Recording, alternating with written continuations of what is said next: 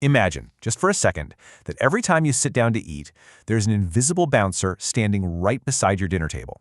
And this bouncer, well, they don't care at all about the dress code. Their one and only job is to rigorously check every single ingredient on your plate for microscopic hazards before you even take a bite. Hello everyone, and welcome to this explainer. Today, we are looking at the actual rulebook that tells this invisible bouncer exactly how to do their job. We're going to break down a highly technical, but honestly absolutely fascinating piece of legislation, the FSS 2026 Amendment. So let's dive right in. When you're in your kitchen cooking up a comforting bowl of dal or heating up some cooking oil, do you know exactly what is, and more importantly, what isn't allowed to be hiding inside those ingredients at a molecular level? It's the kind of question most of us never ask, but thankfully the scientists and regulators do. In a highly detailed Gazette notification published on May 14, 2026, the government updated the definitive rulebook on food contaminants, toxins, and residues. It literally bridges the gap between dense government bureaucracy and the very real food sitting right there in your pantry. Now, sweeping changes to our national food safety software don't just happen overnight. Tracing the regulatory timeline, you can really see how carefully vetted this entire process has been. Back in September 2024, the 18th to be exact, the draft rules were first published to gather public feedback. After a quiet review period with no major objections, the final rules were officially notified in May 2026. This gives food industry stakeholders a clear, practical runway until December 1, 2026, when this entire amendment comes into full legal force. Okay, here's our quick roadmap for this explainer. 1. The 2026 Food Safety Update. 2. Managing heavy metal limits. 3. Tracking toxins in crops. 4. Stricter rules for seafood. And 5. Your plate better protected. All right, moving to Section 1, managing heavy metal limits, and specifically closing those loopholes. The incredible power of this amendment really shines through in just a few added words. You see, previously, the regulation simply restricted heavy metals in pulses. But what happens when you grind those pulses into flour? It was a bit of a legal loophole. The new Gazette precisely updates this phrasing to pulses and pulse flours. By officially adding those three little words for lead and cadmium limits, the government ensures that the flour you buy is just as strictly regulated as the whole pulse itself. A real game changer. Moving down the list of heavy metals, we hit serial number 3, arsenic.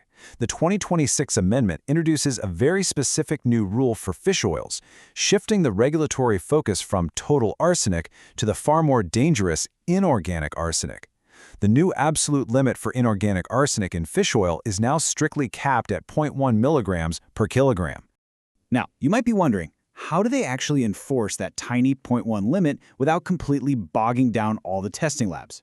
Well, the new regulations outline this highly efficient logic gate for testing. Step 1, you test the fish oil sample for total arsenic concentration. Step 2, if that total number is below 0.1, boom, you stop right there. The sample's mathematically safe, totally compliant. But, and here's step 3, if that initial total is above 0.1, you don't instantly fail the batch. Instead, you do a follow-up test specifically isolating the inorganic arsenic. If that exceeds 0.1, then the product fails. This if-then logic showcases just how smart, practical, and efficient the new testing rules actually are. On to Section 2, tracking toxins in crops, focusing on spices in oils. Before we look at the exact limits, let's quickly get a conceptual anchor. What exactly are we talking about here? Crop contaminants and naturally occurring toxic substances aren't things artificially pumped in at a factory. No, these are harmful chemical compounds formed completely naturally in the crops themselves. Think of aflatoxins that can develop in oilseeds, or safrole, which naturally occurs in certain spices. But listen, just because they're natural doesn't mean they're safe, which is exactly why they need these strict legal limits. And a huge part of making laws effective is simply making them clear for the folks enforcing them. The old wording for total aflatoxins read kind of like a confusing run-on sentence, awkwardly lumping oilseeds and ready-to-eat products together. The amendment cleans this whole thing up into two distinct, highly enforceable categories. It's a simple formatting fix, sure, but it totally removes ambiguity for inspectors and producers alike. This kind of precision extends to our spice racks too. For safrole, which is serial number 4 on the naturally occurring toxins list, the limit is now firmly set at 10. Notice how it's specifically tied to beverages and foods containing mace and nutmeg. By directly connecting the complex chemical name to everyday, relatable spices, the regulation leaves zero room for misinterpretation. All right, Section 3, Stricter Rules for Seafood, where we look at regulating veterinary residues.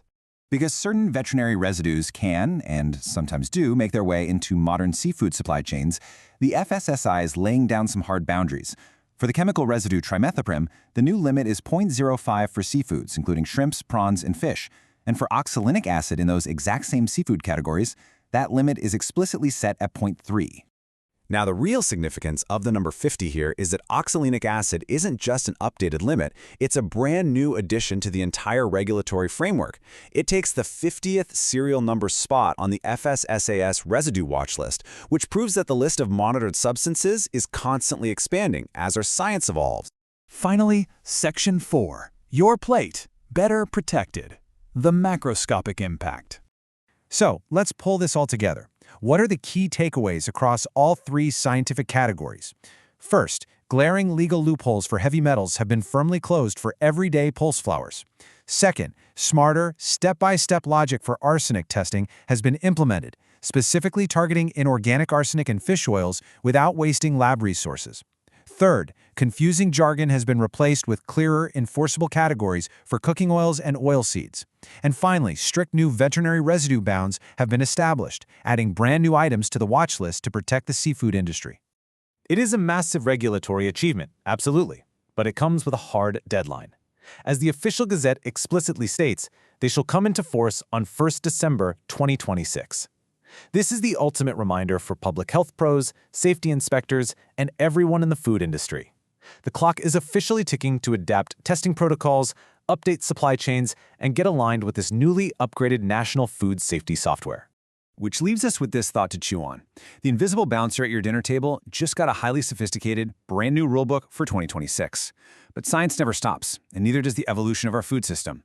As global food supply chains grow even more complex, and as our lab testing methods get even more insanely sensitive, what other invisible hazards do you think we'll need regulating next? Thank you so much for joining me for this explainer. Keep learning, keep questioning, and I'll see you next time.